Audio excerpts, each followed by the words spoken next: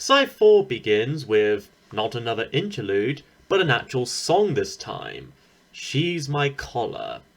The active yet lo-fi vibe of this track, among some of the other previous ones, does remind me a bit of The Fall, almost like a natural evolution from that.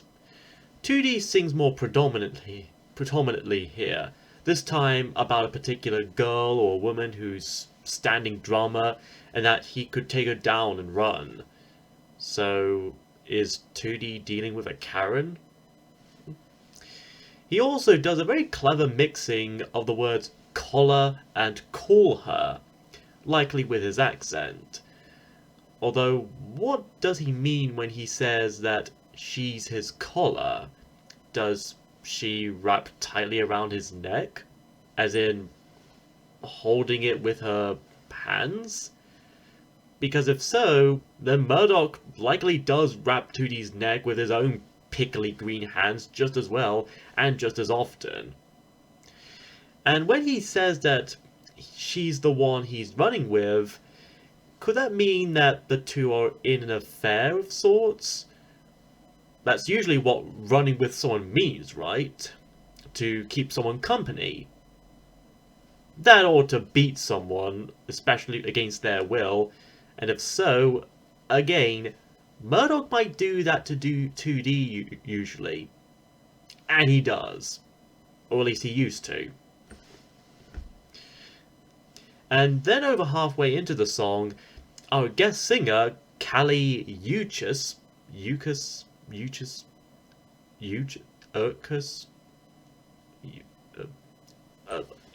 I'm just going to have it as that, comes in and sings that she's yellow and he's blue. So she and 2D stand with Ukraine? Generally a good choice on their parts. Actually, since the colour of yellow is often associated with cowardliness and blue with being sad, so this too could play into the themes of fear and depression that part of the Humanz album might convey. She also says that she died 1,000 times. Very interesting there, for you see, Amy Winehouse, while she died 100 times, Callie here died 1,000. So you can tell it's much more impactful. Jokes aside though, this is a pretty okay song from Gorillaz. Nothing great or spectacular, but not bad or terrible either. After that, we have one last interlude, The Elephant, where Mendelssohn simply says, "Out of the elephant's trunk, confetti." Boy, the Gorillaz version of Elephant is just as weird as I'd expected. However, this could actually be a subtle, which I'm putting lightly, reference to America's Republican Party, which are represented by an elephant symbol. I wonder if they'd ever do one called The Donkey for the Democrats. And out of the donkey's muzzle, streamers. Could that work just as well? Maybe. Think about it. Next is the penultimate track, Hallelujah Money. Sounds like a fitting title for Mr. Krabs' theme song. Anyways, this is a dark gospel track featuring poet and singer Benjamin Clementine.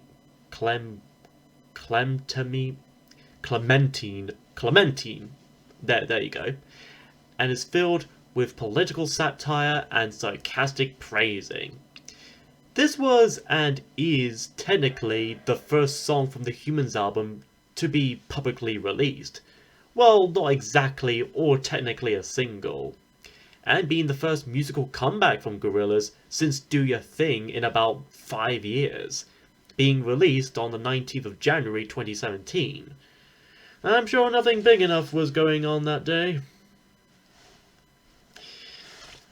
Anyways, this is clearly a cautionary commentary on being a politician, a puppet in power, either taking or being given money, especially without earning or merit, and at the cost of people, whether those lesser or otherwise.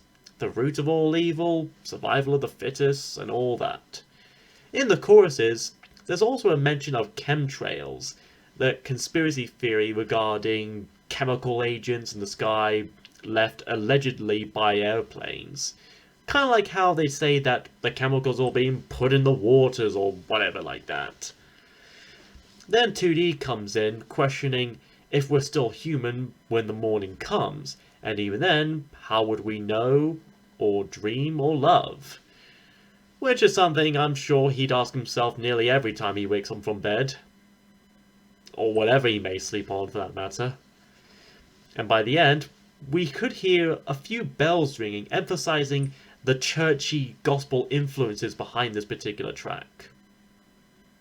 And so our album concludes with We Got the Power, a musical light at the end of this metaphorical tunnel, a song of celebration and triumph, and the last of the 4 singles released on 23rd of March 2017 in advance of the album, featuring not only French singer Jenny Beth from John and Jen, but also backing vocals from, strangely enough, Noel Gallagher himself, as in the lead singer of Oasis, as in the biggest rival to Blur, as in the band that David Albarn had been the frontman of since the 90s. Anyways, this song is about putting aside our differences and perhaps our similarities as well, setting down any and all prejudging, seeing beyond just mere colour, race, ethnicity, sex, gender, sexuality, orientation, country, nation, etc., setting all that aside so that we could be able to preserve a good and bright future ahead of us, and maybe even a good one.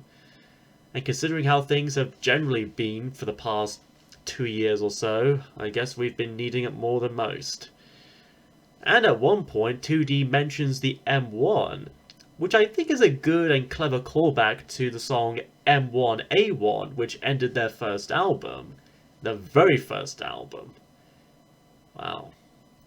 It's honestly a really good closure to this album, just like with Slow Country, Demon Days, and California and the Slipping of the Sun. However, one thing that does hold it back, even just a slight bit, is its short length. I kind of wish it would go on just a little bit longer, just so I can enjoy a bit more. But then again, I think this review altogether is going on much longer than even my review of the first debut album of Gorillaz. And that album was like an hour long or so. But anyways, that was Gorillaz' album Humanz, and honestly, it's alright. It's by no means a terrible album, and I can understand many people's feelings for it, from both critics and long-time and new-coming Gorillaz fans. Some of the collaborations here are a bit too much. They kind of go out of balance and kind of outweigh some of 2D's vocal contributions. Now, I know collaborations and guest appearances are nothing new to Gorillaz. This is as far back as the debut album, of course, and well, one of my favourite albums, Demon Days, has plenty of those. But I can understand if some people see this as just going a bit too much, which I think is why 2D would have people predominant in not only the previous album, The Fall, but also the album that would come afterwards, the Now, which I hope to look at next year. But all in all, for now, Humanz is still a very good album, and with very good messages and very good thought-provoking themes. Next time, though, we look at an album from the 90s, and one that's considered one of the most influential albums in recent rock history. And hopefully by then, things will be okay with my computer. Whew. Ugh. Man.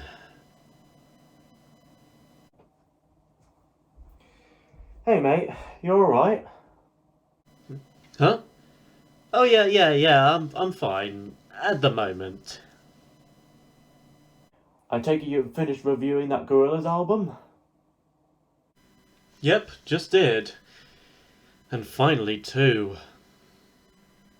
You sure you're okay, man? You don't exactly sound it. Well, I guess it's just a few things. Being prone to procrastinating, my computer playing up lately, my episodes getting delayed.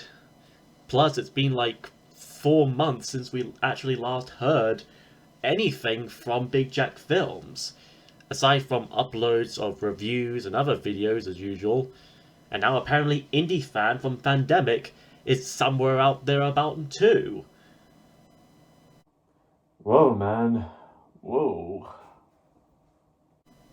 Yeah, woo. However, Mason and I had theorized that, considering the mostly consistent uploading, Jack must still have some good reception wherever he may be. In Canada, no less. So we tried using our cheap trackers to trace the upload signals whenever a video of his would pop up in our notifications. But the process keeps taking too long every single time, and even then, even if we do reach it, chances are good he's already moved on to the next spot. He could be anywhere like a nomad. Well, I hope he's safe. I hope so too, and I'm sure so. And probably for the best, really. If we're unable to track him, neither would any of our threats or enemies.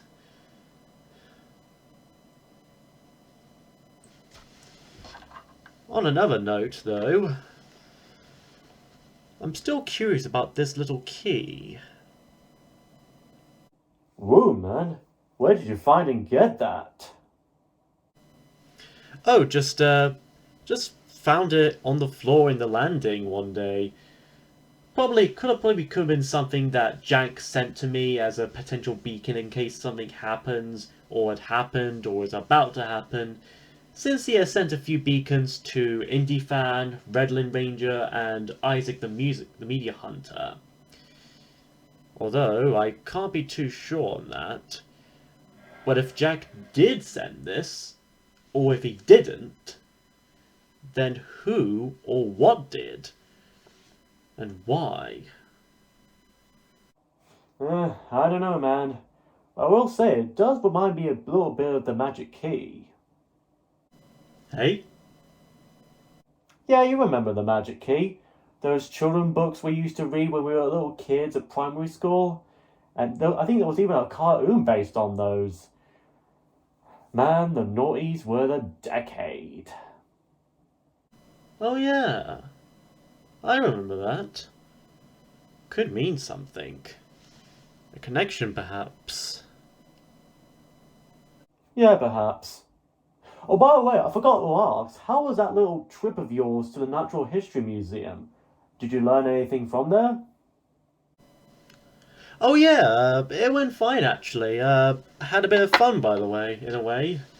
One thing I did spot was a bit of malachite mineral. Then I remembered that sorcerer malachite that was last fought about nearly 11 years ago, and is probably working at a coffee shop by now or something like that. I think that long ago, he might have used a sample bit of that namesake mineral to embed it into his magic stone for his gauntlet. Kind of reminds me a bit of another quest involving a mystical gauntlet that may or may not be going on soon. Very likely. Anyways, wanna come on downstairs? We're having cooked eel and jellyfish for supper, and a plastic donut for dessert. Or at least I am. Alrighty, whatever you say.